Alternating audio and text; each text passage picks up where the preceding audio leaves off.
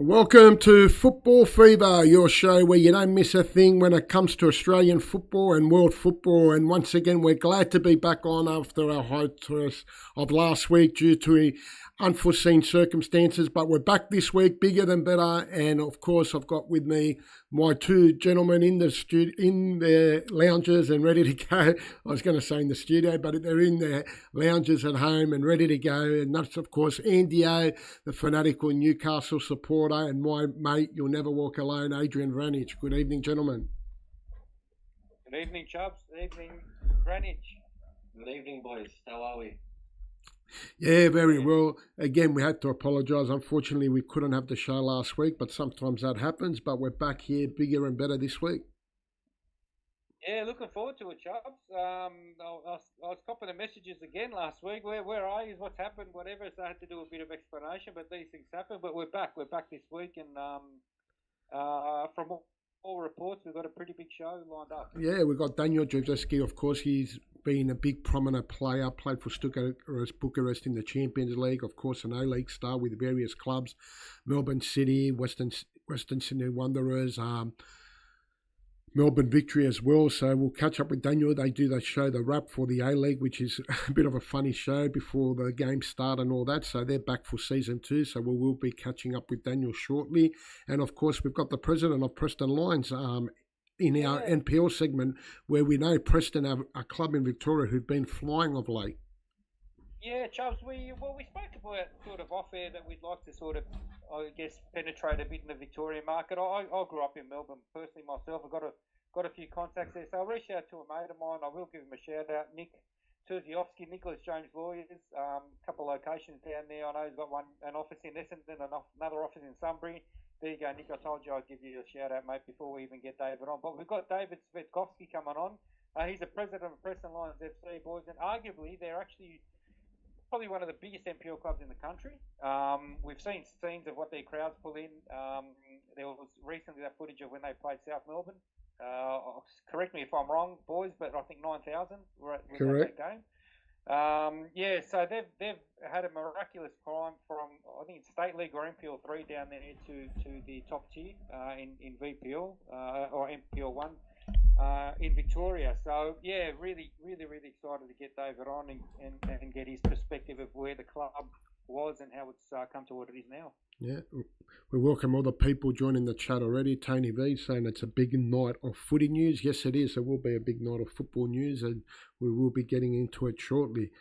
Ads, we've seen the pre-season has started already overseas and kicking off here in Australia in some way, because Wrexham, we know Wrexham, what a story they've been with Ryan Reynolds, famous American actor, behind the club when they were in 4th tier, and they have now worked themselves up to the championship, being promoted every year, which is a remarkable story. And you've watched the documentary on Wrexham, it's brilliant to watch. And they played their first friendly against Melbourne Victory last Friday night at Marvel Stadium, winning 3-0. But what a story Wrexham's been for us in terms of football. Been very good. Back-to-back promotions for them. You know, a small club. If you've watched the documentary, the story behind the whole thing, they weren't very big at all. Now, you know, they've got the celebrity power behind them for the last couple of years, but the celebrity power doesn't do the magic on the field, and they've done the right things for the last couple of seasons. And I've got friends of mine that are invested into this story who don't even watch football, and you know, they're messaging me telling me, oh, did you see Wrexham are playing in Sydney? They're playing Melbourne. They're doing that. So you know, they've stretched out to a wider audience now, and it's good for the game. No matter what anyone says, the more people watching, the better. Yeah, a lot of those documentaries, they do that. They capture a different audience, and it happened with the likes of even Sunderland boys, you know, which that was a documentary that was meant to be from them coming up, well dropping down and coming straight up to the Premier League, but they ended up dropping down again, back to back. As you mentioned, Vranic, with Wrexham. The thing is with Wrexham, not only have they got that star power in terms of the ownership, but they've just, you know, obviously invested and done everything right off the field, which turns to the results that they're getting on the field. But yeah, no, it's massive. The game, I don't know how ticket sales and all that are going, boys. Maybe someone can tell us, but yeah, I actually know a few people that are heading out there to the Sydney FC Wrexham friendly. So it'll be interesting to see what happens.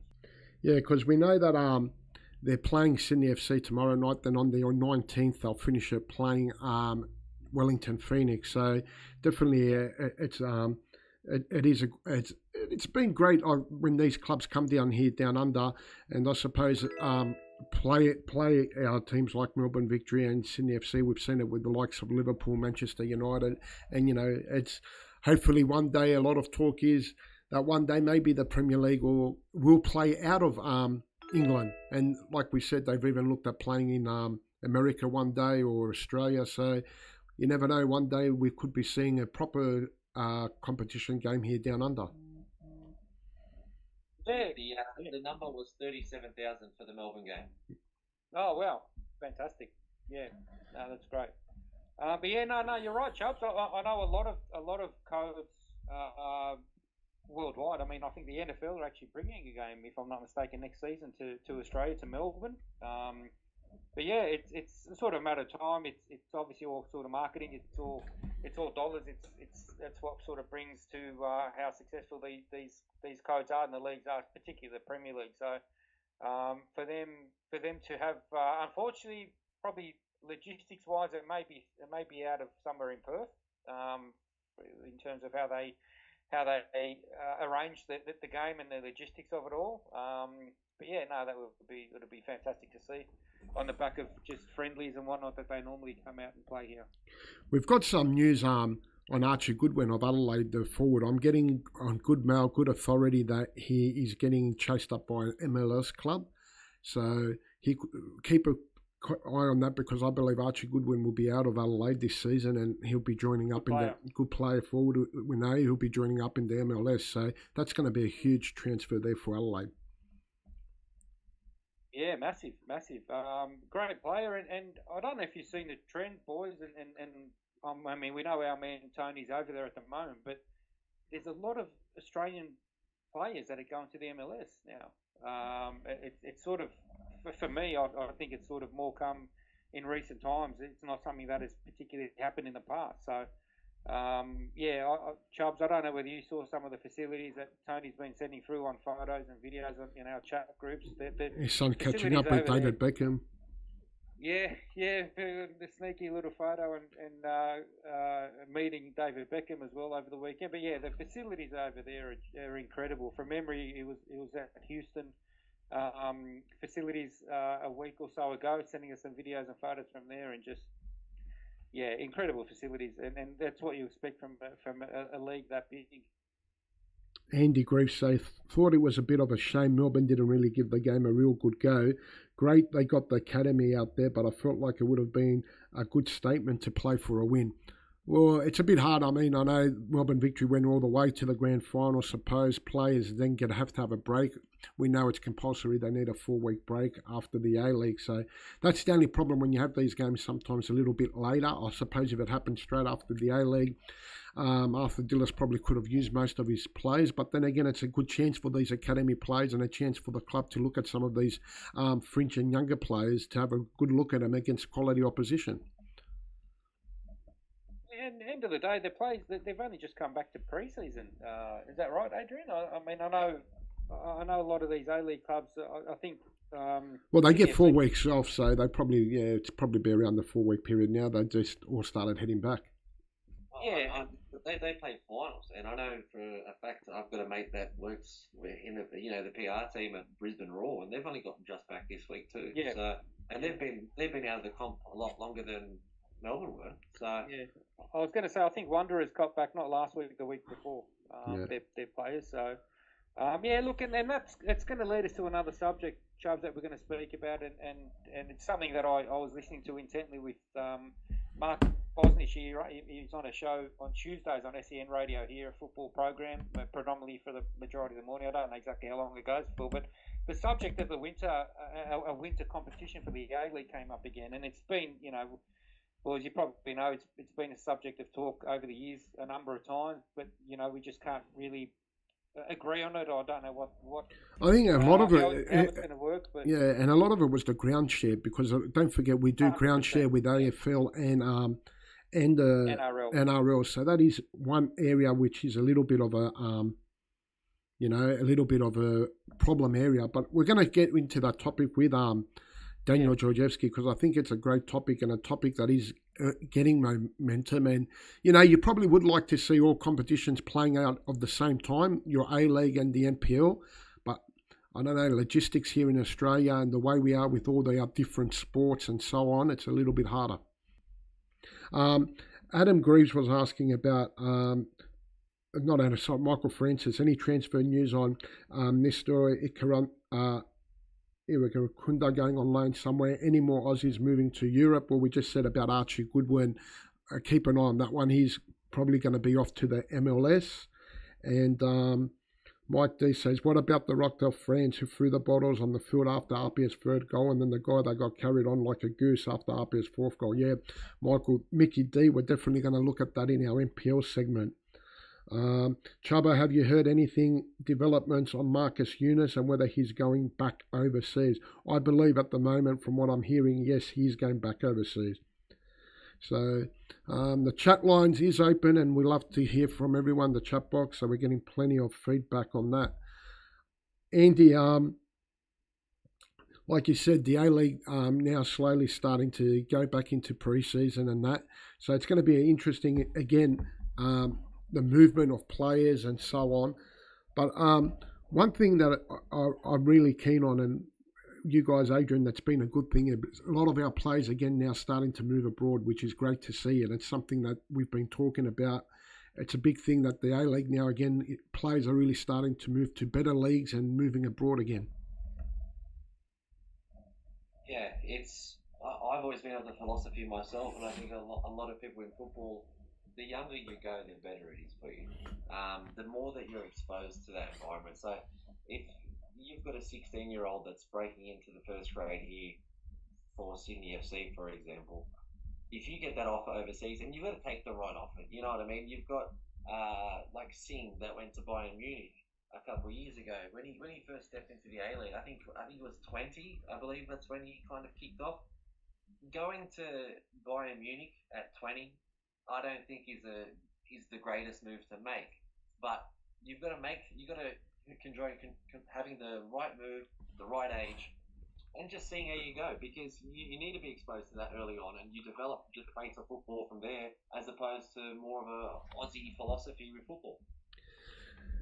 100%, and right on the money as always on right on timing. Our man Daniel Georgievski, who played for Stuka Bucharest in the Champions League, also played an A-League superstar, played for Wanderers, Melbourne Victory, Melbourne City, and of course now he's joined in the media circus like all of us, and on TV with the A-League and doing a funny show in the Wrap, which we were all been enjoying, and glad that it's been signed up for another season. Daniel, good evening.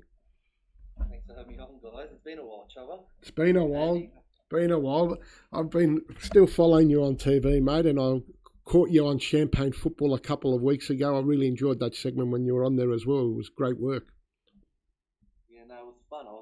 Problem was they put Zorko Kalic in front of me after. I said, guys,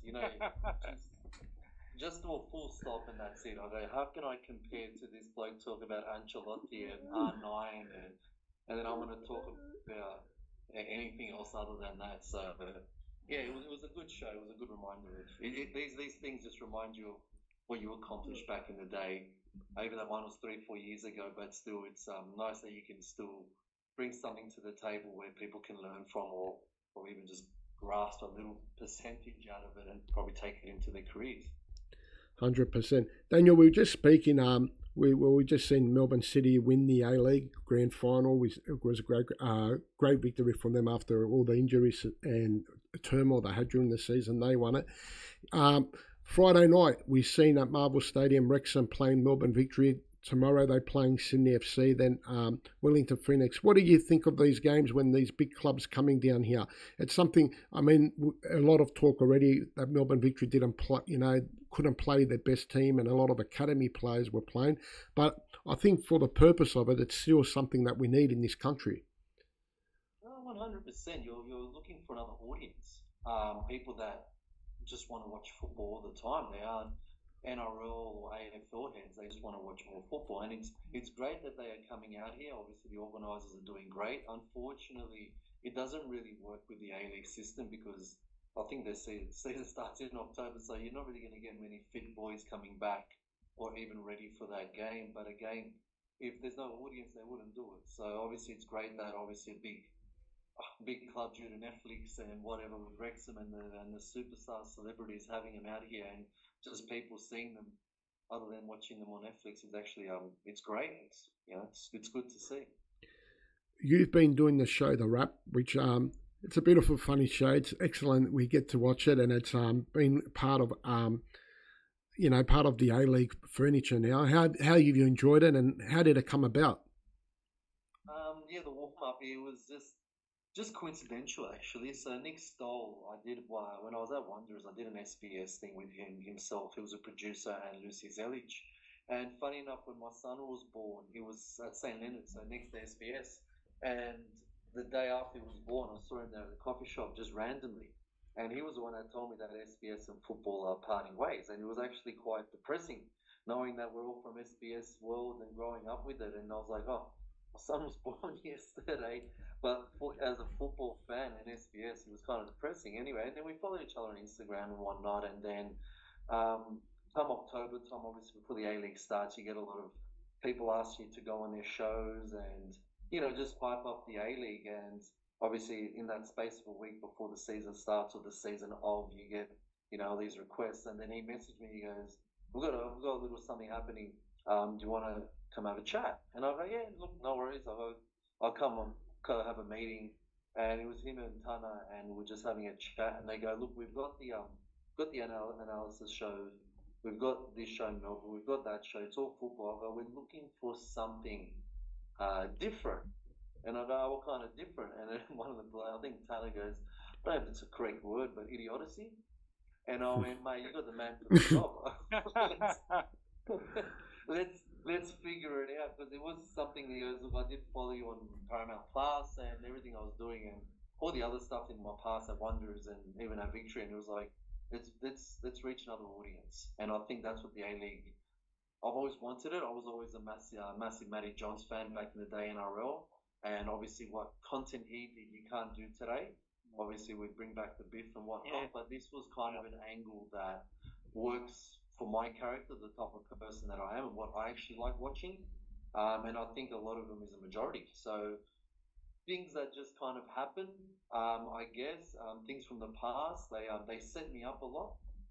They don't tell me what the hell, like now, what are we talking about? I don't know, we'll figure it out. But I guess to put it into context, it's about 30-minute show that we record, and only 8 to 9 minutes is allowed to be shown. So I think with the editing team, they're absolutely amazing, and just what we talk about, and just I guess they just want to see what kind of stupid reaction I have on my face majority of the time, and just it's all genuine. It's all just let's give it a go, and let's reach an audience that maybe fans they want it, and again it's something different. No, it's definitely needed, and whatever we can bring different interests, different people to the A-League, we definitely need it. Now, I was going to ask you, because you played in the A-League, you also played overseas, you've represented the Republic of Macedonia, you've done all that. Now you've stepped in the media and you're looking back. How have you looked at the A-League now that you're back, just sitting back? How did you find the progression this year? I thought the game's starting to progress, especially on the pitch. I thought we had some very good quality games, and again now we've seen a lot of players are starting to move abroad again. So I think we're gaining again momentum in the A-League. Look, we were going for the approach of when I came to the A-League, I would say 10 years ago, it was at the height. Yeah, we even did an interview with you boys back then, that long ago, a decade ago. And I think it was a different angle, and it was just I think I was at it. It was a peak of the A-League, peak of audience, peak of Fox Sports was the head coverage of the time, and then I think it just started to kind of derail. I know I watched your show as well, and I know Tony Rallis throwing a quick whip or two about it, and he's very strong, and he obviously has a lot of backing of what he says, and he's it's a full stop. So from then till now, obviously COVID had hit, but even before COVID hit, you can kind of see it declining, I guess would be the correct word for it. I think just there was always talk about money. There's always talk about a new TV rights deal. I know even back when I was at Victory, I think it was the second or third year, Channel 10 were interested, and then they went into administration from memory. So it was kind of like I was finding out about football, but not the things that I cared about. It was all more negativity, and I think it was driving for a long, long time. And now obviously COVID had hit, which the whole world had to stop. And then obviously the whole new TV rights deal and all this stuff. And honestly, it's actually heading in an angle where I think Australia should have been for a long time, which is develop the youth and sell them. The reason why I sell them is because of the funding. Obviously, you guys know more than me, and obviously there is money in the league. Obviously, not as much as what everyone thinks. But again, this new model, we're looking at the new Socceroos. I think that's what every league does. I think there was something I saw the other day where it was how many local players play in the big teams, and I think Spain is number one with Atletico Club and Barcelona. All that have the most Spanish players in their league, in the teams, and then you wonder why Spain is so strong. So I think Australia have probably fallen into it, but that's what they should be looking at. And obviously, players going overseas, playing more than 25 games at the A-League gives them, playing twice a week gives you a whole different type of game. I was used to that every 3 games a week. You would say 3 days and 7 days. It was part of the norm, and that will make the player much, much better. And if you have a whole stack of players that are doing that, that's that new generation for the Socceroos. So if that's the angle that we've kind of fallen ourselves into as the A-League, why not? Because 25 games compared to 50 in a year, that's only going to get better and better for Australian Socceroos. That's just my view, I guess. But yeah, we've got Andy was going to get into it as well, because we've seen a lot of people now discussing, Bozza, a few others on different shows now discussing about should the A-League be moved and lined up with the NPL competition, and we've got the B-League Championship starting at the end of this NPL season as well, which is going to be interesting. I suppose we've spoke about it a little bit just before. Daniel was saying, I suppose the objective would be nice for the A-League and NPL to be played at the same time, just like the rest of the rest of the world. But I suppose Australia's a little bit different in logistics. We've got AFL, we've got the NRL, we share grounds. Our travel is a lot longer than a lot of other places as well. What are your thoughts? Do you think that the A-League should still stay separate in the summer comp and be by itself, just be by themselves, or you think one day it should line up with the NPL systems here in like the rest of the world? As an ex-player, I hated playing in 40-degree heat, so I think that there is the biggest negative. I think that's one of the biggest cons. I guess the fact you have to play in such hot weather. I know we, compared to Europe, tried to, obviously playing over Christmas, New Year, and that whole, logistics will always be like that. But I always say, look, there's stadiums of 10, 15, 20,000. That's all you need. That's the atmosphere. In my eyes, like Amy Park, one of my favourites was Coopers and Adelaide, because it was so small, but not like disrespectfully. It just created an amazing atmosphere. And obviously, every time I went there, they hated me with Victory and even with Wanderers. So I didn't care about that. I looked at it as a broader, a small stadium can bring that atmosphere. That is what you want, not a 50, 60,000 stadium when you've got a third full and you can barely hear anybody. It's not what this league is going with. It's not the code for it. Australia doesn't have the culture for doing that, other than a Sydney, Melbourne derby, I guess. But a smaller stadium, more of those, and you can do it through the winter, and you actually see better quality of football. No. When I played overseas, I'll compare it because I played overseas, and it was in the snow. But mate, once you're warmed up, you can run all day. I never had to do so many hydrolytes and piss tests before games or during the week, just because your body was always going to be dehydrated. So that, for me, as an ex-player, players will agree with me, mate. It's tops. But I guess it's a bigger. You're comparing its two codes that don't want the A-League to prevail and to be number one, which it will never be. And I think soccer in this country is not fighting to be number one. No. So I think just us being us scares everybody. It's a sleeping giants, as I always will call it, soccer, because it is a world game. But again, we're not here to try to compete against them. We're just trying to sell players, create a bigger league. Yes, it's winter, but better for the league, better for everybody. And then Christmas and New Year, you can go for a holiday. I think that there is the biggest selling point. But then obviously talk about funding and whatever it may be. But who cares? We're not competing against anyone. We're just doing our own thing. And I think if everyone lets it be, it can be huge. Yeah, Daniel, it's interesting you mentioned that about the heat because I brought this subject up with Chubba off air because I did hear Bozza on his show on SEN last week mention that every time he speaks to a professional or ex-professional player, the first thing he gives them the option of playing in a summer comp or in 40-degree heat as you described it, or in a stadium that isn't that crush hot, but it only holds 5 or 10,000.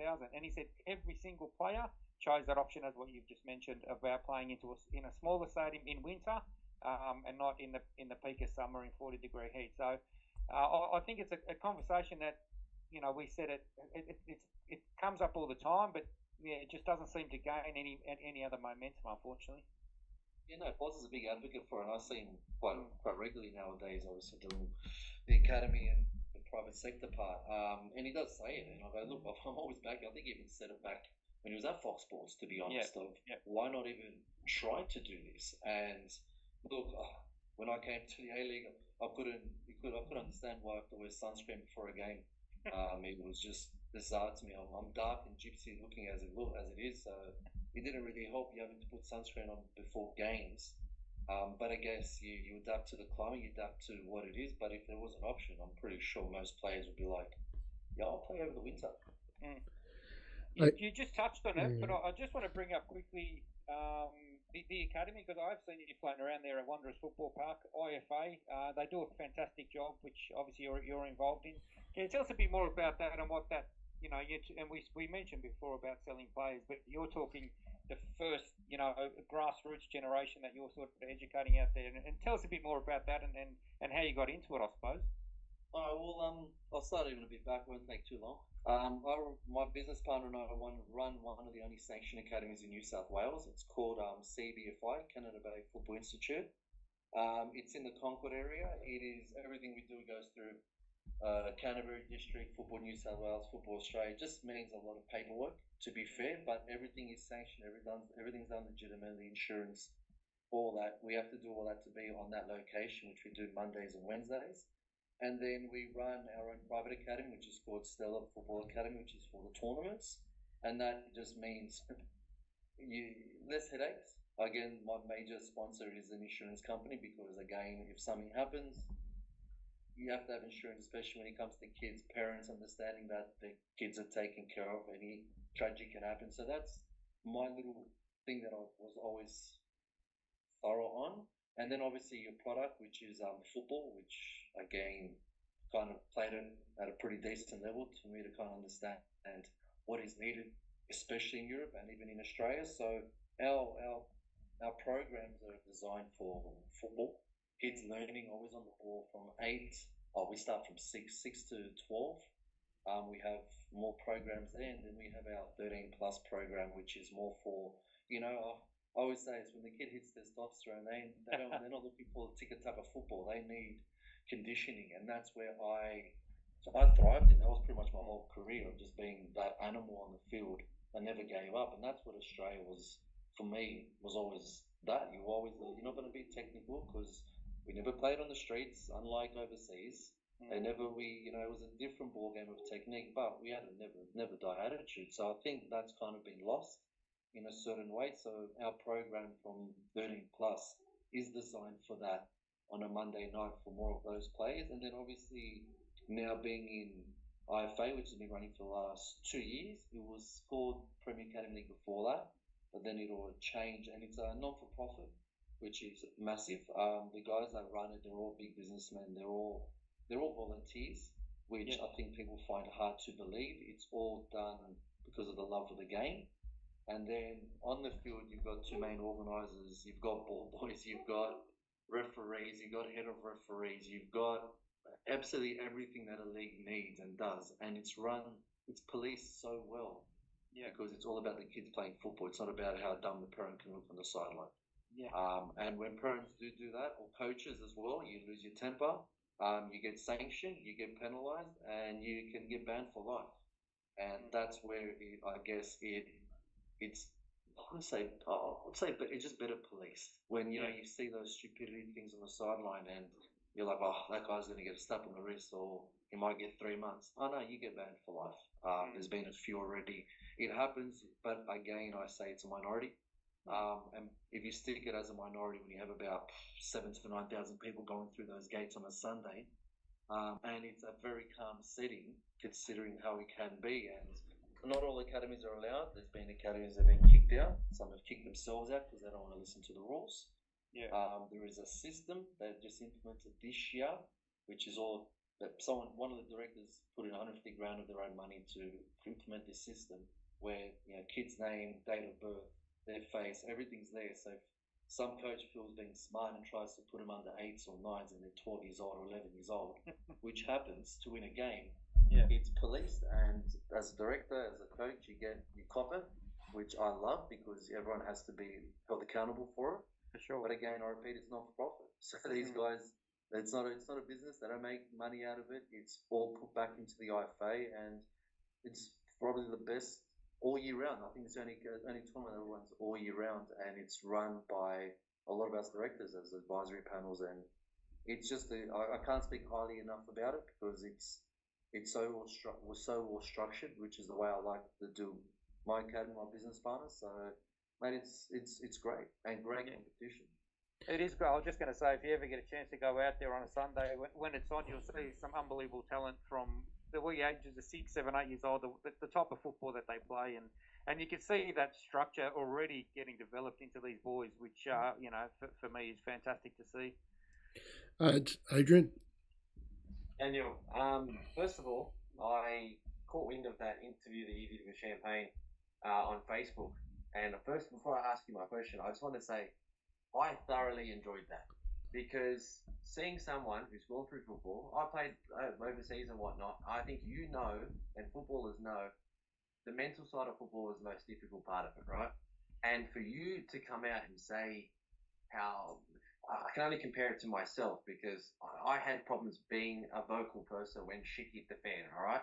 You were to acknowledge something was going on and to just say, hey, listen to me. I've had enough of this shit, etc. And this see and watch that, I enjoyed that. Me personally, I thought it was really good. And I wish more footballers or ex-footballers spoke about the problems like that happen within football because there are stories out there that, some people wouldn't believe, right? So I thoroughly enjoyed that.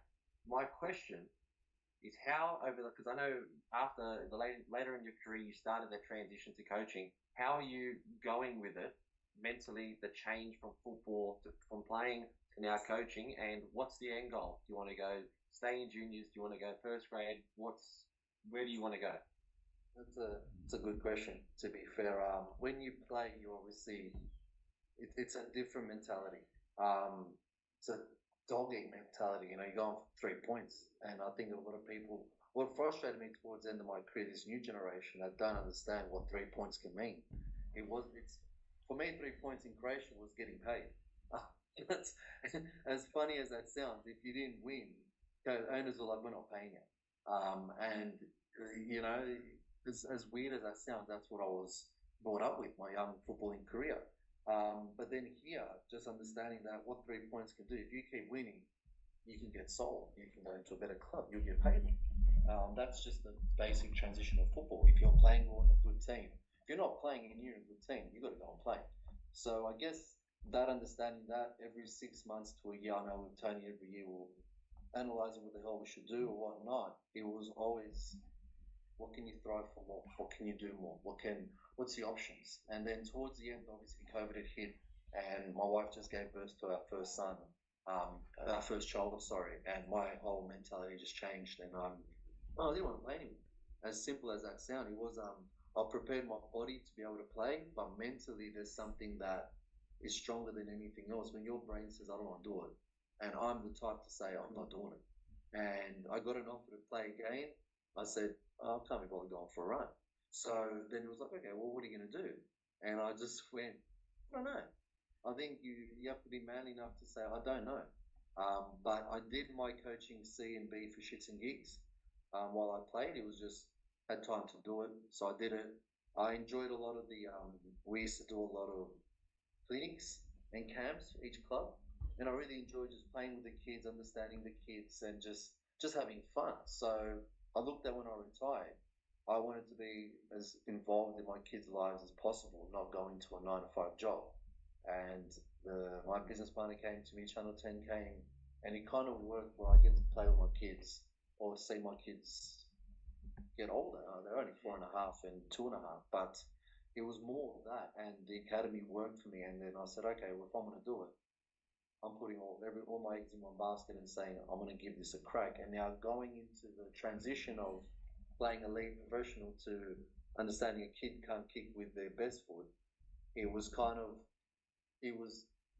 I wanted to learn. I wanted to educate myself on how we can do that, how I can, as a coach, teach a kid the easiest, most fundamental way. And I remember my first year, we actually talked about my business plan the other day. I did a circuit training, which we're used to, you go over the ladders, you go over the hurdles, do a pass here, do this. And it was just like, this would be a good 40 minutes.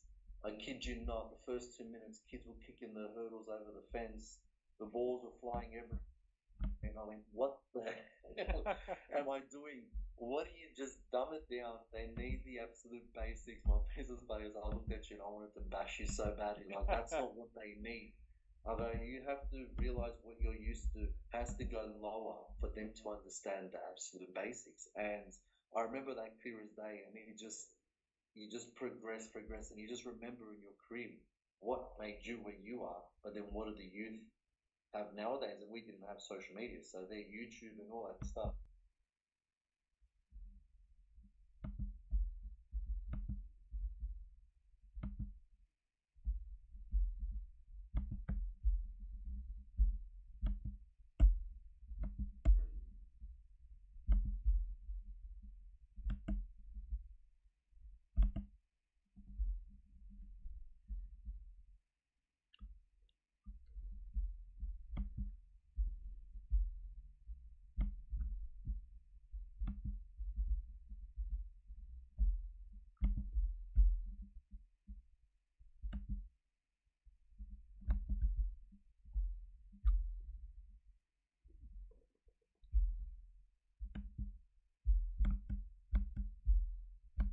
These little things that I've learned in my career that you probably, locked in the back of my head, kind of comes to me. They're like, these kids are much more mature than when I was that age, so they will understand this.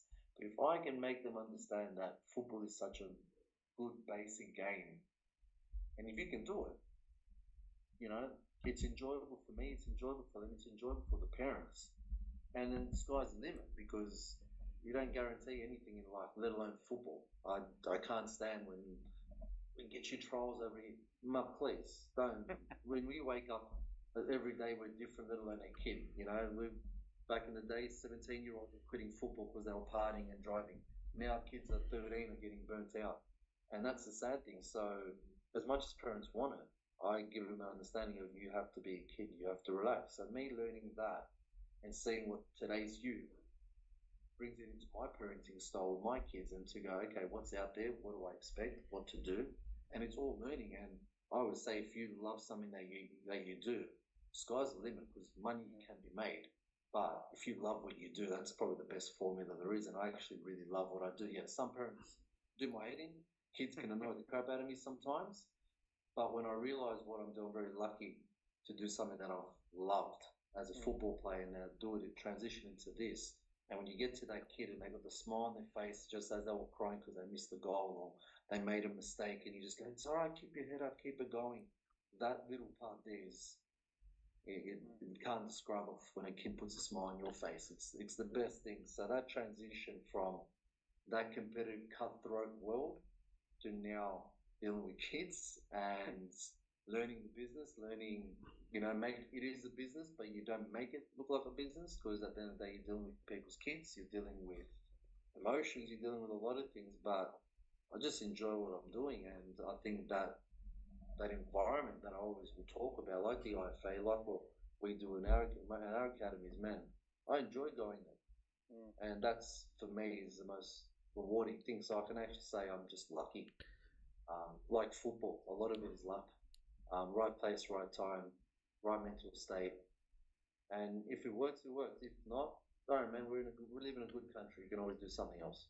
Daniel, just got one quick question here from our live chat, just to quickly bring it in. Saying, I've got a son, 17 years old, who really wants to go overseas. Should he just go trial overseas, or should he just first try and make the A-League and make a name for himself here?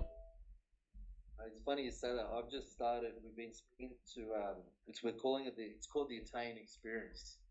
That my business partner and I and some boys out, Max Vieri, Christian Vieri's brother, Tilio, and an agent over there, where kids that have been like myself weren't noticed, were good but were never picked. It's a new experience, and I know A-League clubs now are only going.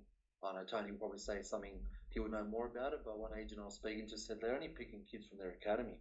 So even in pure space, it's not as often as what you see. So this here, it's there's an agent attached. They're going to go train with Serie B clubs. It's on our website, Italian Experience, and it's something that we're doing now for the first time for September, where they train with a Serie B club and agents attached. And hopefully, if they like what they see and they've got an EU passport, there's an avenue to stay. Not like me when I just packed my bags and left and tried to learn the language and got gypped along the way. But times have changed. Yeah. And that's why with good people, it's something that hasn't been done, I would say, in Australia, where just one player can go and experience being part of a Serie B team, training, developing for 2 weeks, and then get analysed. And if they're good, they can get picked up. But again, it's an experience. It's more for them to say, am I really that good? Or you know what? I want to smash it and get there.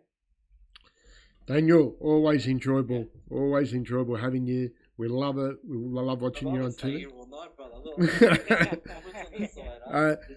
Look, I'll jump off. The chat box is going off, mate. We even had people saying, mate, you look like one of the new kids on the block with that hairstyle. So, mate, no, we really enjoyed it. You gave us our time. I only got to you late this afternoon, and you always give me your time whenever I've asked you any time, so appreciate it. Good luck with the academy. Good luck with the second series. We'll be watching, and we always follow you, and we love what you're doing for the game, and keep doing what you're doing. Thank you for having me on, boys. It's always a pleasure. Thank you. Thanks, Daniel. Thanks, mate. Thank you. See you, buddy. Indeed.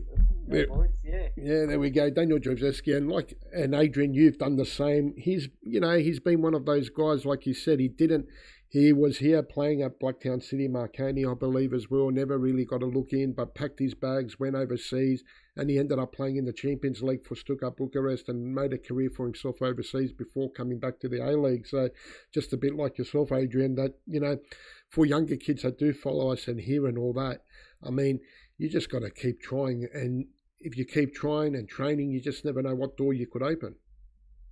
Like he said, he touched on it. He said if you're in the right mental state, you need to be in the right mental state from 10 years old to whenever you want to start with football. And it's a very difficult thing to do because, like you just said, it can happen at any time, at any moment. You look at players like Jamie Vardy, you look at players like Irakunda. They're two opposites, and the chances are always going to be there if you're good enough and if you're ready for it. And, Daniel and I have done similar things with going overseas, as you said, and taking that chance. And, we're both in situations where we have been gypped by the sounds of it with certain things, but it's up to you and your mental state to go, listen, I can bounce back from this and keep going and keep pushing. And that's why the sport is for tough people mentally, and it's very difficult, especially if you want to take that avenue. So I always will credit anyone that'll try and do that and try and, make their own luck in their own life. And you can never go against someone that believes in themselves.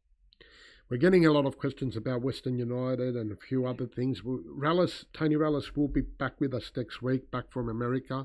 We'll have a lot of inside news about a few things. Western United, is going through a lot of logistical problems away from the game at the moment, as we know. Not looking good at the moment, but we'll have a lot more to bring next week when Stealth returns as well. So just keep following us because there's going to be some big breaking news. Yeah, well, from what he's sending us in chat groups, Chubbs is he's definitely got his hands full over there, and I think he's even looking forward to coming back and dealing with a few of the issues. But just on back on Daniel guys and that IFA Academy, as I said, I've got a vested interest. I actually look after the premises there for IFA, and it's just a fantastic setup. But as we've turn our attention from one thing to another, I'm glad to introduce Preston Lions Football Club President David Svetkovsky. David, thank you for joining us, mate. Before I get you started, and I know we spoke off air, and I got you on short notice, which was absolutely fantastic. You're a mutual friend of ours, but mate, if you think you've come to a show that's professional, I can give you a heads up, mate, you haven't. So just be yourself, mate. But no, look. Agreement's mutual. If you think you're dealing with a professional club, you got it wrong then too. We're a perfect match for each other. Thanks for joining us, mate. We mentioned earlier in the show we wanted to delve into a bit of football Victoria and NPL down there in Victoria. We obviously cover quite a bit of stuff up here in New South Wales. So, mate, jumped at the opportunity to get you on through Nick. Mate, tell us a bit about how long you've been the president down there. Sure, you give him a shout out, mate. The only thing I did already, but the legal firm in Melbourne, and if any of us need to escape going to jail, call me. That's how we started today's episode. So I've already dropped it, mate. Don't worry. I'll send him the invoice as well. In all honesty, Preston Lions, look, one of the biggest NPL clubs in the country, and from where you guys were a few years back, it's just been an amazing rise. I'm interested just to get your initially how long you've been in the role, a bit about your background, and how the club initially got back to where they were, and then managed to turn it around. Before I pass you on to the boys. Absolutely brilliant question. And, well, as for myself personally, I didn't have a choice. Dad played there in the late 60s, and I think my mum dropped me on my head there in 1972 when she gave birth. I was actually born in Preston, but I don't think I had much choice. And as I always say, I've got two daughters, and they had three choices in the club: Preston, or Preston. So they've chosen well because they both go to Preston. But I think our journey as a club, and this is for every club. I say. We need every football club in Australia to be strong and to be growing and to be healthy, because then we've got a good ecosystem. I want to play the best teams in Sydney, best teams in Adelaide. Then we've got a thriving economy of real clubs doing well, and that's got to connect to everyone's juniors and boys and girls. So it was no different for us. A large contingent of people came back circa 2013-14. Everyone, before us had tried their best.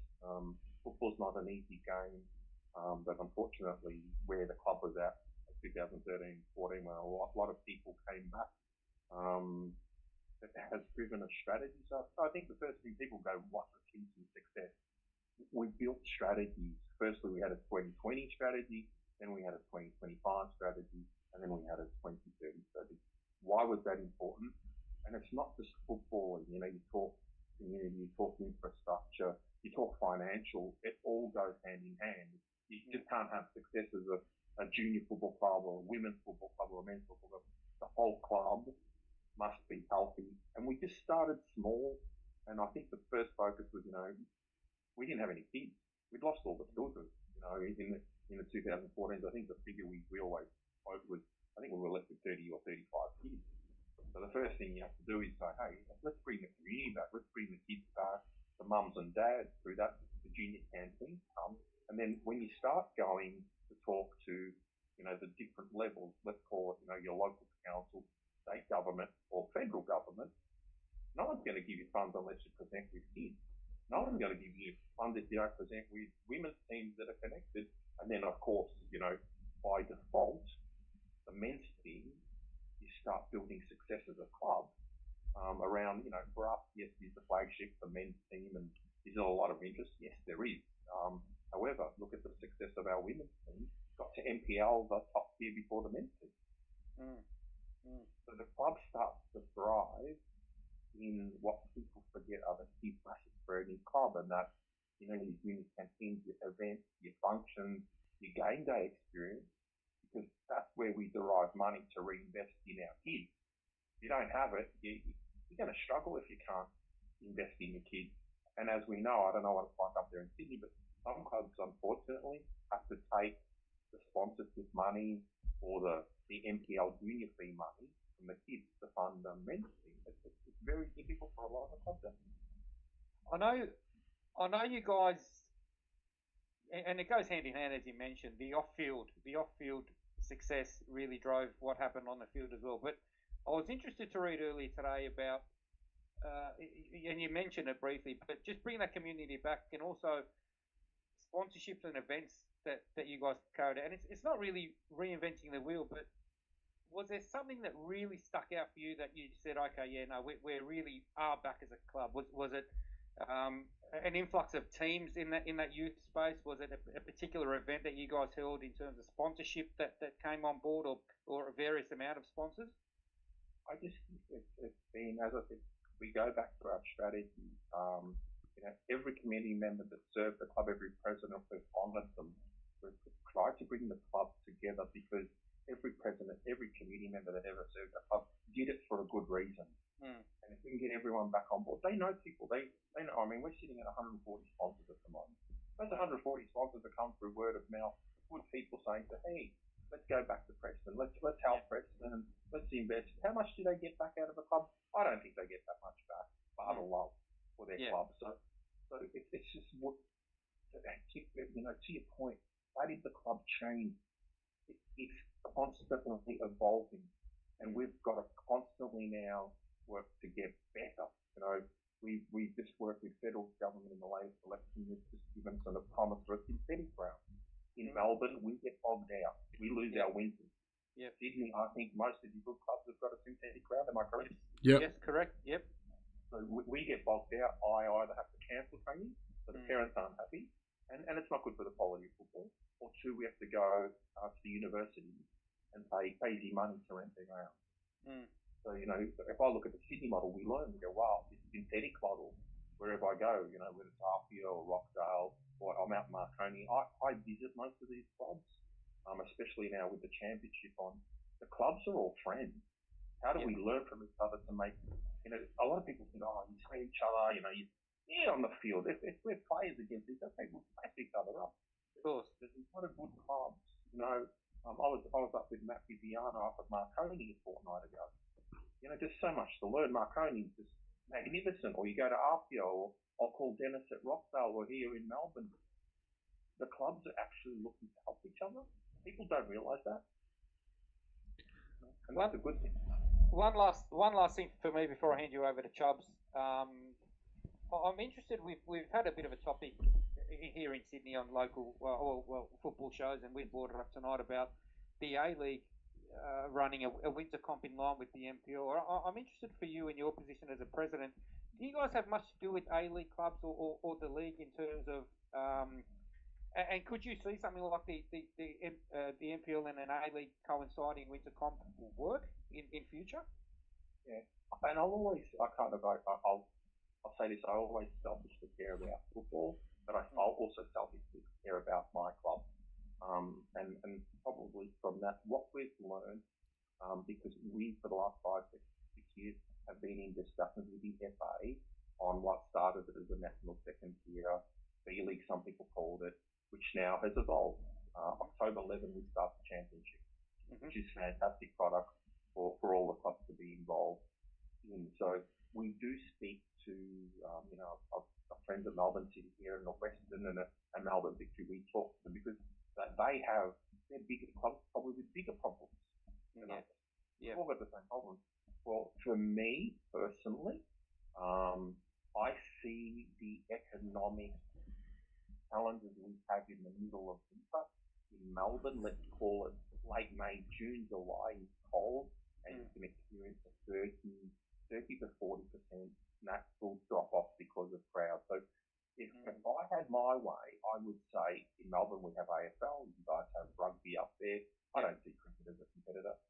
maybe the NPLs should realign the A-League come, what is it, October they start? Yeah, October, yep. Imagine summer for clubs, and selfishly think about you guys all running a club now, and you're looking at the economics of a bar and food and people attending. Yeah. Well, the sun brings more people out, and economically it's better for a club. But then, what's the problem with that? Our juniors aren't playing at the same time. So there has to be a massive shift. But to your question, which I think is good, could we align? Yes, we could align. Will we compete? Maybe that's not healthy either, competing, giving each other runway to work. Yeah. I'm thinking from the avenue of potentially double headers. I literally live down the road from Marconi, and make sure you reach out next time you're up the road. Speaking of Matt Viviano, I know Matt pretty well as well. But yeah, I mean, and even Daniel Georgeski, our guest prior, was saying as an ex-player that he prefers to play in a small boutique stadium. So, why not have a double header up at Marconi where they Marconi play either, your Sydney United in a local derby, and then following it, you got an A-League game with Wanderers, but an out of town club such as possibly Wellington or Perth, where we know they don't have a travelling fans. But you've got facilities up there. You've got a ground that could take 10, 12,000, and just make it more of an atmosphere. And that's sort of, I guess, why I'm wondering about the relationship with NPL. Great, and I mean, you look at our ground, and everyone this year's been speaking about the big game with South Melbourne, 9,000 people. I'm sure Chubb is about to bring that up. Yeah, it was crazy in there. So how do we 6,000 to 7,000 at BT Connor, Genesville Stadium? It's insane. Yeah. It's no different to Adelaide. Adelaide, I think, is the best football ground in Australia. 100% atmosphere, actually. Hindmarsh Stadium, yeah. Yeah. Whereas if you go here, I mean, with all due respect, Amy Park, I think you pay 80,000 to open the doors. Yeah. So the economy for our game is just not there. So you make a very valid point. How do we, I remember growing up, and a lot of people, I don't know if you guys are in Sydney, but we'd play ups, and all the teams would be 3 games on a Friday night. And we'd all go to Olympic Park in Melbourne. Yeah, definitely. You have Mathos, you have Greeks, Serbs, Italians, Iranians, everyone would be out there just watching football, but it'd be full. 100%. Yeah. Dave, I've just got 2 quick questions before I throw you to Adrian. One is off the field and one on the field question. Off the field, I wanted to... NPL Victoria, like you said, despite, like you said, you've got AFL, probably the biggest high revenue sport in the country. Despite your weather at times where I've lived in Melbourne and it can get very cold, you're doing something right in NPL Victoria because the crowds are better. And the interest is for me is a lot better. I'm involved in NPL Sydney a lot here, and Victoria's just at another level. What are you getting so right that we're not getting here? Because we've got big clubs, like you said here, and apart from one or maybe grand final day, we might get a big crowd, but really we don't get the following in the NPL they deserve. And I think in NPL Victoria, you're doing something different because you are still getting a lot of interest there. That's a really good point, because a lot of the clubs in Melbourne would echo the sentiment you just said here, and it's great to hear your viewpoint from Sydney. But a lot of them are saying, "Hey, how do we attract more people here?" Now, for us as a club, that's really been our strength. To come up 4 divisions in the last years, we know we've got massive support, primarily through the Macedonian community. 30% are non-Macedonian now. Just football followers are coming to games to have a beer with us. So.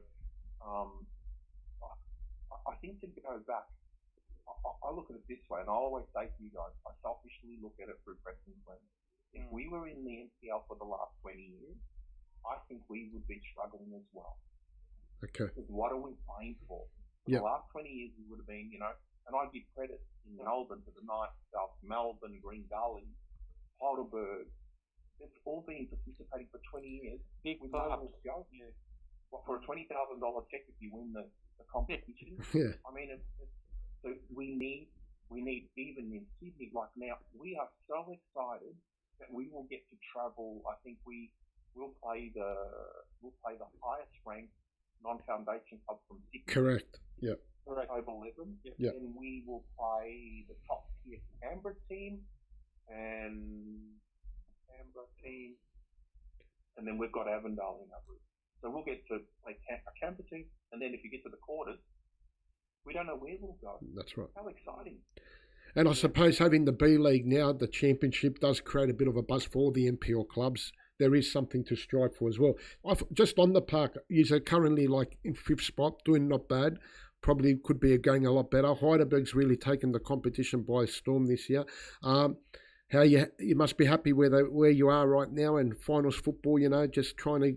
Is that the main, just to get in that semi-final spot? I think when we, and I'm a pretty down to earth, humble guy, just saying, hey, we aspire to be up with, let's call it the big end of town. The Heidelberg, the South, the Avondale, Oakley, Heidelberg, Green Gully.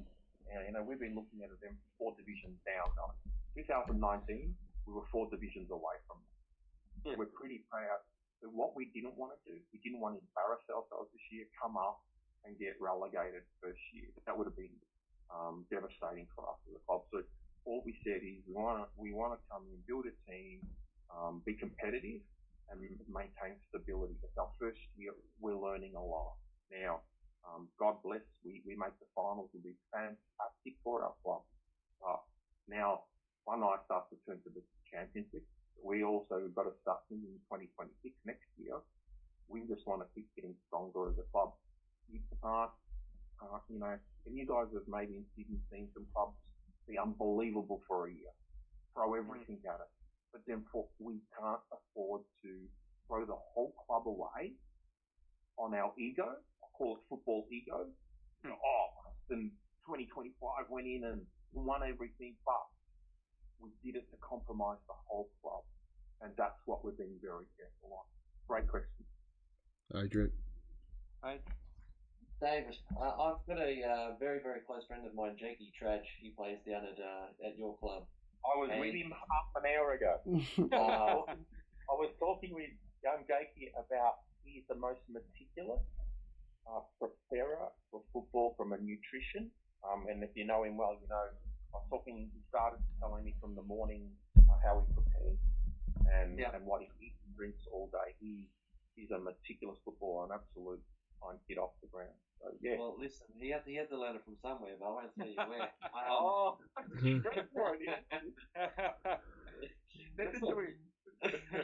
We speak often, and he's been down there for 2 seasons now. And like I said, we're very close, and he's had nothing but good things to say about the club. But you've said from 2019, what's changed in the last 6 years that's got you to the point where you are now? Nothing has changed.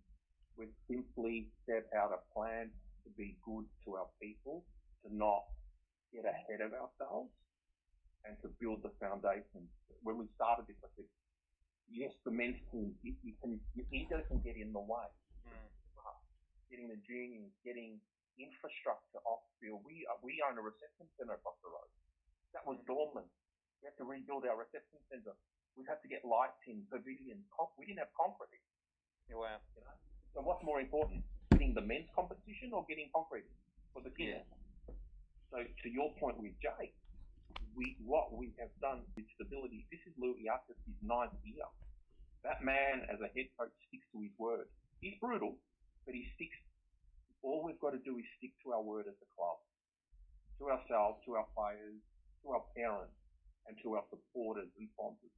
And if we keep doing that, there's no secret to this for any club. We all got our own challenges, and we've all got things we've got to get better at, even us. Simple as. With the rest of the season, I've been trying to get down there to watch your games solely because of be my guest anytime. Be my guest. Let's make a trip of it. Let's make a trip of it, boys. Please come down. Anytime. I called Jakey Garth Panda after the V8 supercar driver. There's a long history behind that. Don't worry about it. But I've been telling him that I've been trying to get down there. Is there a particular game that's left in the season that you reckon that if we were to come down, big fans, is there a game that we should come down and attend? Do you reckon? I think you go to the start of the season, everyone pencils in probably South. South goes top of the list.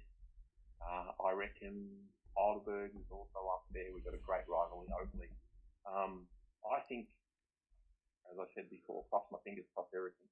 if we make it through to the finals, and if somehow we can get to a home final, I'm expecting probably circa 7,000-8,000 to show up and honour. That's quite easy. Pre-season, I think the first 4 games. Take the South game away. I think we're averaging 5,000 people. Yeah, you were.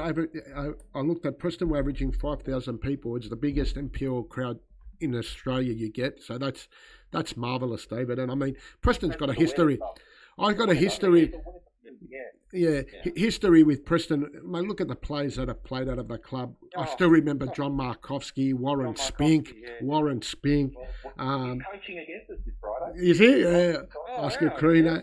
I mean, and his son Jonas is playing for us. I was with Jonas tonight, and then Warren Spink is coaching a lot of young kids at our ground. That's brilliant. The striker craft, but these names, I think. To a point you've made before, it's very important that we keep these people and welcome them all back to clubs. Unfortunately, with clubs, sometimes we can have falling out historically, whether it be over money or pays or just individuals. Ego, mate. You mentioned that word before, ego, unfortunately. Ego.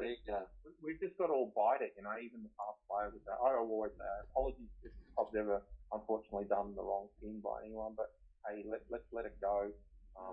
We all love this club, and we usually have a couple of functions a year. We had this year, we had a Legends game, which they all showed up and all played before the game, and we always have a dinner night where they all come watch the game together, and just to see their faces and the stories.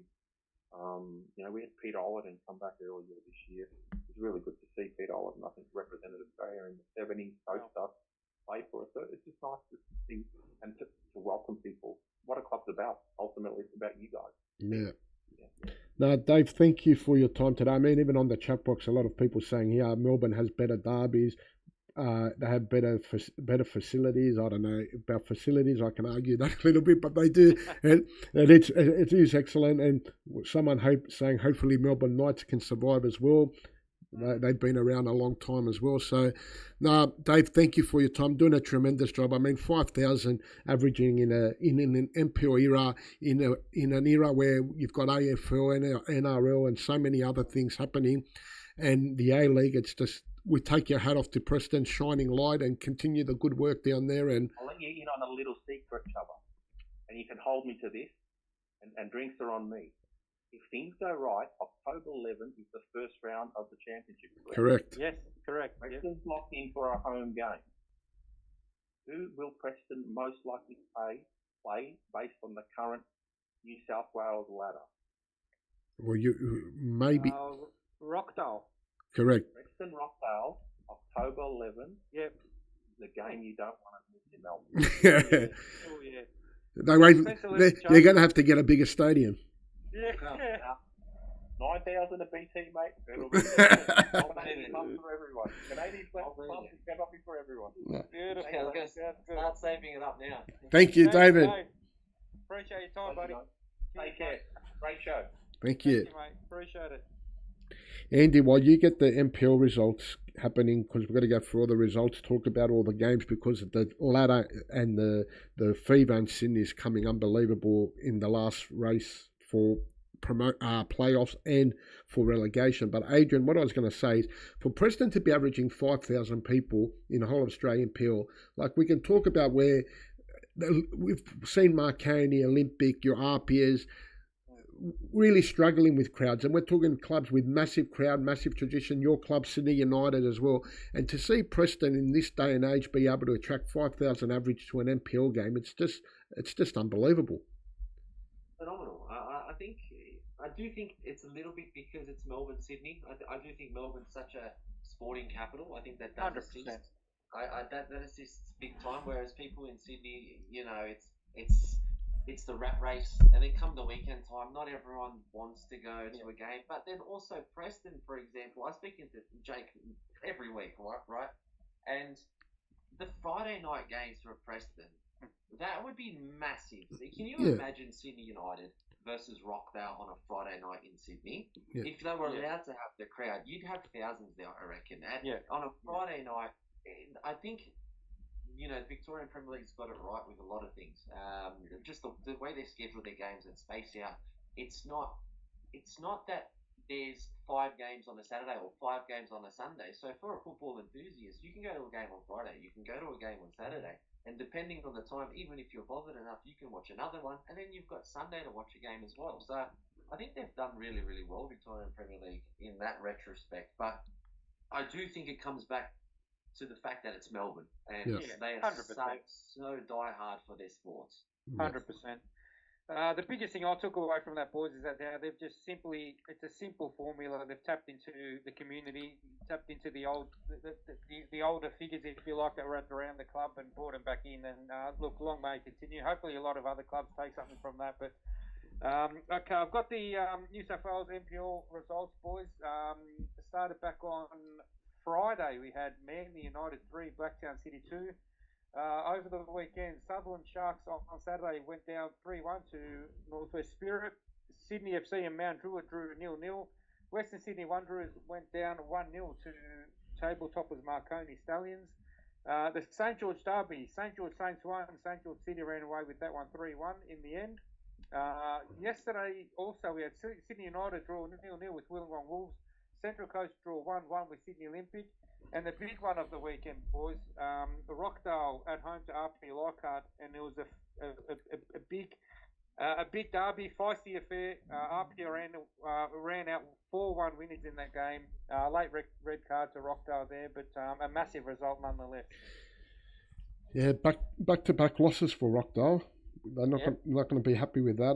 That was a big game, and I suppose we've got to say, if you look at the table as well, RP is probably, you know, if you look at this table, it's just incredible, Andy. You got, I'm just bringing it up. Sorry, I just had it there.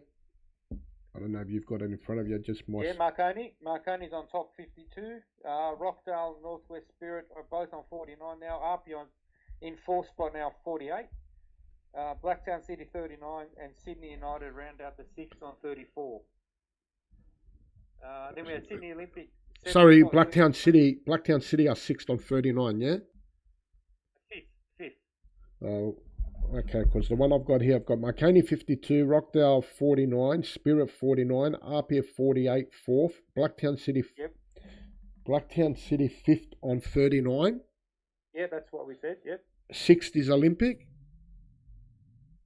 on 36. No, I've got... So that... Deduction. Yeah, yeah, that's right. They got the points deduction. Your one's not updated. With so they haven't taken the point deduction off Olympic. No, it has If here. numbers, yeah, if you've got the numbers, then that one has and one hasn't. Yeah, both the ones I'm looking at Dribble, which is the official app for Football New South Wales, and they've got them down as 33 with the points taken off. So that's why they're in 7th spot. Just behind Sydney United on 34. Big move, boys. RPA starting to find form, and it's interesting competition, really heating up with those 4 teams. And Rockdale, before the last 2 weeks, were really flying. I mean, a red card. There was a lot of incidents there off the park where we don't want to see, because we talk about how good the community is and all that, and some of the incidents that happen off the park were really not what we want to see. But I'm sure that Rockdale will sort that out. But RP guys are starting to really look a real threat in this competition. They've got Sydney United next week, don't they, Andy? Yeah, RP's got Sydney United. Yes. Yep. That's going to be a big game with both teams. How RP is now tracking. I think they're 5 or 6 unbeaten or something stupid. I think since Franco Parisi came on here and told us their team were flying, he's won every game. Yeah, 100%. It has a lot of sins, but I know United. I think they've drawn the last game, but I think they had 3 losses on the trot. So, and they've got Olympic and Wollongong not far behind them. With St George winning on the weekend, they're only like 4 points behind them as well. So I think that's going to be the game of next week, the biggest game. And to be honest, I wouldn't mind going and watching it because I think it's going to be massive. It's going to have massive repercussions for the league. Yeah. Andy, Richard, Cardozo boys, they had a narrow 1-0 loss to Apia. Another narrow loss 1-0 to Marconi. Really struggling now, really looking at that relegation battle. They'll be starting to, Richie down there and Cardozo and a few of the boys will be really worried at the moment about what's happening with Wanderers. especially when we were expecting them to sort of kick on after the A-League season finished. We mentioned that Sydney FC was one of those clubs, along with Central Coast, that would kick on being big A-League clubs. But yeah, Mariners and Wanderers just haven't really kicked on. And yeah, you're sitting in 14th spot, equal last with Mount Druitt, and with the Mariners only on 1 point ahead on 15. It's yeah, it's not looking good. Let's hope they can turn that around, because obviously no club that wants to be in that position, especially a club of that stature of the Wanderers and Central Coast. We had David Perkovic very early on when we started our shows about Spirit FC as one of the new improved teams in the competition, Adrian and Andy, and they're still kicking on. They're still there, and they're still in that top 2 race. Another big win away to Sutherland, who Sutherland we know took Rockdale only a week ago. I'll be honest with you, it's not. I didn't expect this from them, but Perko, he's very thorough in his work as a coach, and he's had this team for about 6 seasons now, I think, 5 or 6 seasons. And I think he's just gotten them to a point where it's like they understand what they want. He's had time to get some of the players that he's wanted, and they believe in him, and he believes in his players. And, you know, the 4 wins in a row now, they're not going anywhere. And they're fighting for that B-League spot, like Mickey D says, between them and Rockdale. So they're playing for just more than a playoff spot. One of them can actually jag that B-League spot. Yeah, it's same points, 49 each. You know, RPR on 48. It's gonna be entertaining to finish this season, boys. Yeah, Chubbs, your mate Akubu again on the scoreline. He's been. That's where you take your hat off, Dave. Like you need a 15, 20 goal scorer, and Akubu, like I had him at Hills. He's just, you know, and another year under his belt now in the system. He's been on fire, and he's really changed. You know, changed the way for Spirit, especially because you've got someone that can always knock in a goal for you.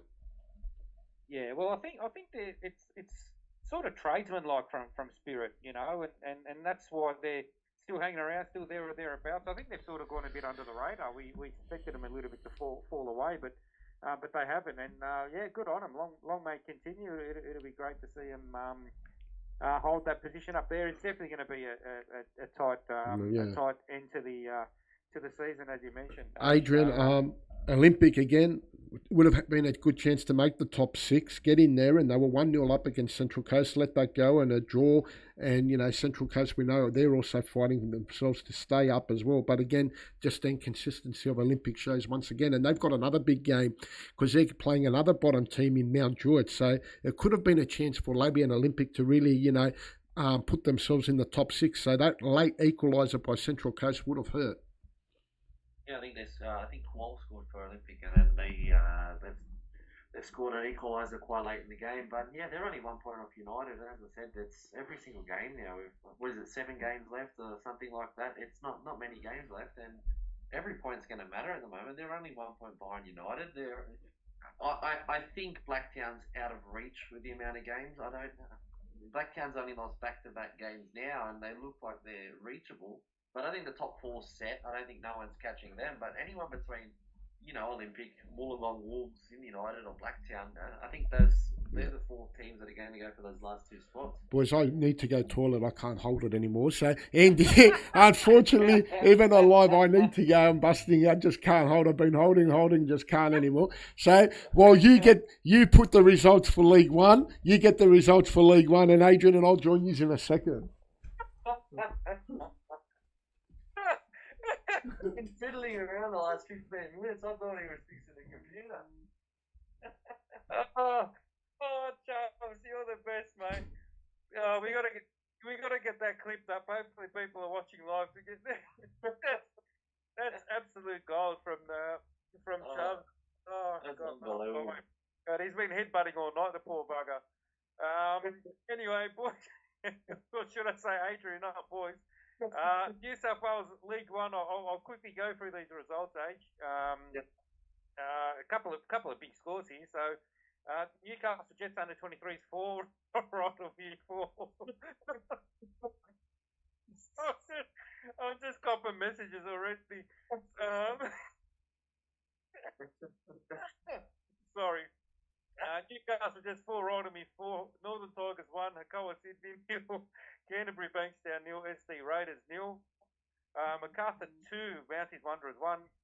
The game Chubba was involved in. Bonnyrigg Right Eagles 4, Dulwich Hill 4. We'll get to that in a sec. Age. Bulls Academy and Hills United drew 2-2. Interlines went down 1-0 at home to University of New South Wales. The latter, New South Wales League 1. Northern Tigers still on top, 3 points, 45 ahead of Blacktown Spartans for 42. UNSW 40, Bulls Academy 39, Newcastle Jets and Rydalmere on 38, SD Raiders on 37, Interlines 34, Hills United 31, Hakoah Sydney 29, Bankstown City and Canterbury Bankstown both on 26, Macarthur Rams and Dulwich Hill on 25, and then you got Mounties Wanderers on 18, Bonnyrigg Right Eagles. That's how professional we are. Oh, mate, that's professionalism to a T, mate. Unbelievable. Chubbs, we've just read out the results and the ladder from League One. What can you shed, mate? What can you shed about that? Well, mate, the biggest story about this competition, our league, is that promotion, mate. Like, look, it's such a tight race from Northern Tigers first on 45 all the way down, I suppose, to even SD Raiders, who have fell off in the last few weeks on 37. Yeah. It's just unbelievable race. It's topsy-turvy. But, you know, Northern Tigers so far been the most. Blacktown Spartans have been the biggest improvers as well. They've jumped in there. But it's going to take, I don't know. Even you love your multis and your gambling, Andy. I don't think you can give a tip on really who's going to end up in the top two. It's going to go down to the wire. Oh, yeah, for sure. It's just, I mean, it's disappointing to see SD Raiders, one of my local teams, fall away the way that they've had. They have. Unfortunately, the cup run has cost them, the league. Well, that's right. We keep on mentioning it each week that cup run has really cost them. Look, we're still within a sniff there, but definitely Blacktown Spartans have hit form at the right time. The other one, Charles, I want to mention to you down where you guys are, Macarthur Rams. The start of the season, they were in a bit of turmoil there, but they've managed to turn that around. Yeah, the change of coach has helped them. The change of system, they've really been picking up points consistently, and you could say it's a big 6-pointer. We play them this week, so us and them, we've really kept our heads above water, as you can say, with Mounties and Bonnyrigg really struggling. So this week, I know if one of us can win this week, actually get 3 points, that will probably be enough to say that we'll be safe for the rest of the season. I heard the Mayor of Campbelltown's after you, Chubbo, if you're going for a win. I mean, we played a very entertaining 4-4 draw with Bonnyrigg, and Bonnyrigg, they've spent a lot of money, changed 8 players and so on, but I feel for Bonnyrigg, I think they've probably, Frank Costantino and that, they've left their run too late. They probably can still get into that second last spot, get into that playoff spot, which I suppose that's what they're going to be aiming for. But it's sad to see where Bonnyrigg is. And as for Mounties as well, they sacked their coach last week. It's going to be a hard task. But 7 games to go. While there's games, there's hope. Interesting. Now, another run home of the competition locally that we'll be keeping an eye on, that's for sure. All right, boys, we've come nearly to the end of the show, so we've got to turn our attention to a tournament that's been played in this whole pre-season, where I don't know how many of us watched or so on, but, mate, there was we thought Rockdale and Apia had a bit of controversy, so did Chelsea and PSG after, and PSG, their coach, he could be in a lot of trouble, but wow, what do we say about Chelsea winning the first World Club Championship? Has the tournament been a success, guys? Did we watch it? And what does it mean for Chelsea moving forward in the Premier League? Are they a real force? Come on, did we watch it? Come on, let's be real. We watched maybe 1 or 2 games at the start. This is rubbish. Yeah, to be honest, I didn't even get up for the final. I had my alarm. Me either did I. I got up, I watched the highlights, and I went, you know what, Chelsea. They have the potential to win that game. They've got a lot of great players for that one game. You know what I mean? And PSG, I was surprised by the result when I woke up and saw it. I watched the highlights of the game, and they looked like they were dominating the whole game. But I personally, you're going to see now UEFA's come out and said they're a bit upset with FIFA after this. because it's going to compete with the Champions League. I don't think it will. I don't think it will come anywhere close to it. No. But FIFA will push it and push it because now they've said that it's made them $1 billion or whatever it is for the tournament with the revenue and everything. Mate, they had half-empty stadiums all the way to the semi-finals. So I don't believe a word that they're going to say. They're going to push it just to create more revenue into the sport, and it's more of a demand on the players, and I hate that. We've discussed this over the last month. Yes. Well, I mean, probably the best two teams in the competition, Andy, got to the final. If we've been realistically, PSG were sensational, would find themselves a little bit disappointed to lose to Chelsea. But a lot of talk about Chelsea. We know they've brought probably the best young players over the time, and is it a little bit still too soon, or the Premier League, or another big trophy, and it's a good trophy to win, and they're a club on the move. Yeah, Charles, we know they had a very, very young roster, and they've sort of continued with that trend. But they recently signed João Pedro, who came out in a couple of games in this tournament. I think he scored 3 goals in 2 games. Was on the score sheet again this morning. I was devastated with that. That was a player that Newcastle were looking at signing, but ended up choosing Chelsea over us. But yeah, look, it's hard to say, Charles. Honestly, I wouldn't. I think it is a big drain on them mentally and the players physically. But the club, I think, received, I read somewhere, $40 million US to win that tournament. Yeah, that was the drawing card of playing in this tournament. Exactly, and that's the big draw card. But in terms of the timing of it, I do agree. But from what they do domestically now, if they go back to the Premier League, I think the first couple of months are going to be crucial. The first few weeks of the competition to see where they're at. But they're definitely a team who's got the personnel. I think Maresca now as well, with another season under his belt, will be better. Can they push the likes of Liverpool? Look, I find it very hard. I don't know if they've got the depth to do that, but I really probably a bit of a dark horse for me. And I know we'll speak about it more before the Premier League starts, but yeah. The biggest thing for me, Adrian's going to be now, when you look back at the World Club Championship, we're all going to just be looking back at all these clubs that played in it. Where does it affect them in the Premier League or in the Primera League in Spain or in Serie A, and how it plays along? Because, a lot of clubs like Liverpool, Newcastle just started pre-season playing games yesterday and so on. They've just now finished a full competition. How it affects them a bit later on when the Premier League starts, that's what we're just going to be all watching closely. They're going to come out slow, all of them. Like you just said, Liverpool's gone back this week. Do they come out slow or do they come out quick because they've been playing and then slow down later? Either way, they're going to hit a spot during the season. If it's at the start or at the end, it's happening. This is the first year that the whole world of football was supposed to have a break, and they didn't. And it's unfortunate for these clubs, but we'll see. They've brought in, say Chelsea, they've brought in so many more players still. I'm telling you now, and I've said it the last time we were on the show, that Estevao from Palmeiras that they've signed. Great player. Watch him. Yeah. Watch him. He's 18 or whatever. He is going to run amok in the league if he gets the game time. He is a phenomenal talent. I can't wait to watch him. But I do think they're a year too early. I think they've signed too many players and let go of too many players that they're not cohesive yet. Give them another season. Don't sell. Keep players, and I think they'll be fine. Andy, we weren't on last week, so the football world was shocked, stunned, stood still. But we've seen how the football world got together and still got together. The news on Diego Jota, doesn't matter if you're a Liverpool fan, a Newcastle fan, or what league you're in, just took us by surprise, and we really couldn't believe it. I mean, you've seen him win the Champions League, win the Euro Nations League. You see him all over Twitter, Instagram, TikTok, his wedding video, and then a couple of days later, his life's been taken away, just to show you how short life can be. Yeah, no, there's no real words for it, Chubbs. And I know it really hits home when people that don't know football or talk football comment about it and mention it every single time. I had family members, I had my wife sending me things, and was so saddened by the whole situation. It's terrible, it's tragic. It just goes to show how precious life is, boys. Yeah. And Big time. It's a sad, even like same thing. I had, when it's on Channel 7, Channel 9, Channel 10, it's big. And my partner's sending me bloody videos, and she's in tears. I'm in tears. It's devastating. Yeah.